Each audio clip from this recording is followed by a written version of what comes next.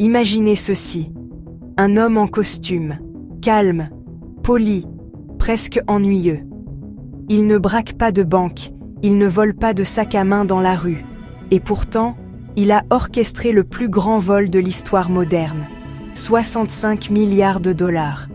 Volés à des célébrités, des banques et même des associations caritatives. Pendant 40 ans, il a menti à tout le monde. Et ce n'est qu'en 2008 que le masque est finalement tombé. C'est l'histoire glaçante de Bernard Madoff, le roi de la finance et de l'illusion. N'oubliez pas de vous abonner pour rester informé des dernières histoires de notre chaîne. New York, les années 1960. Bernard Madoff lance une petite société d'investissement. Il est sérieux, discret et gravit les échelons. Il devient même président du Nasdaq, la bourse des géants de la technologie comme Apple, Microsoft et Google. C'est en gros une légende. L'image de Madoff est impeccable. Il inspire confiance. Des familles riches, des célébrités, des banques entières lui confient leur argent. Parce que Madoff promet quelque chose d'extraordinaire. Des rendements stables et sûrs, année après année. Qu'il pleuve ou qu'il vente. Mais ce que personne ne sait, c'est que tout repose sur un mensonge. En réalité, Madoff n'investit presque rien. Il gère une pyramide de Ponzi. Le principe ?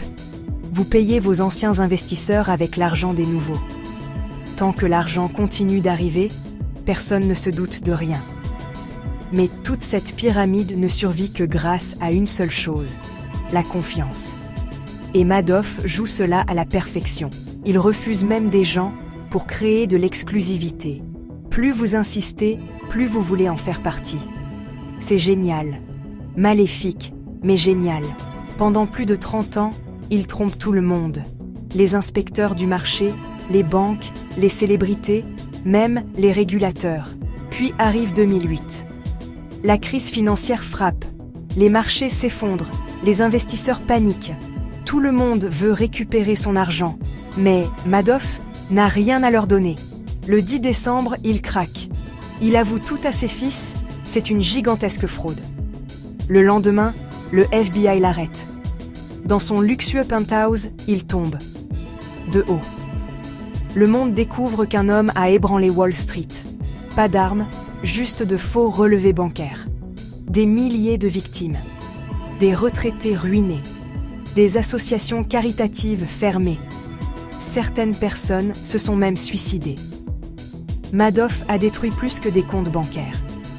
Il a brisé des vies. Il est condamné à 150 ans de prison. Il meurt en détention en 2021. Il ne remboursera jamais vraiment ce qu'il a volé. Son nom devient le symbole de la trahison ultime. Un homme que tout le monde admirait, ne vendant rien d'autre que du vent. Ce qui rend l'histoire de Madoff vraiment terrifiante, ce n'est pas l'argent. C'est la facilité avec laquelle il a trompé des milliers de personnes, simplement parce qu'il semblait digne de confiance. Parfois, le plus grand déguisement, c'est juste d'être normal. Abonnez-vous si vous voulez plus d'histoires captivantes, pour l'amour de la culture.